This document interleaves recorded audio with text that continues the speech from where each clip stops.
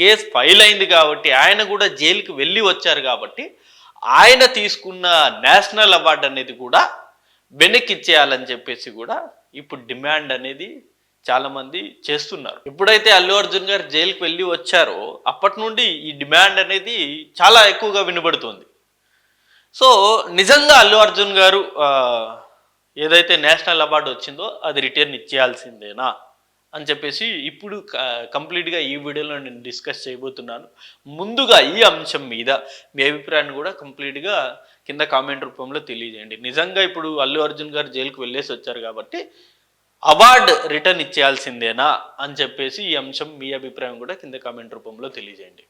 ఇక అల్లు అర్జున్ గారి విషయంలో ఆయన ఎప్పుడైతే జైలుకి వెళ్ళొచ్చారో అప్పటి నుండి ఈ డిమాండ్ అనేది చాలా ఎక్కువగా వినబడుతుంది. బట్ దాన్ని లింక్ చేస్తూ జానీ మాస్టర్ కేసుని లింక్ చేస్తూ చాలామంది కామెంట్స్ పెడుతున్నారు.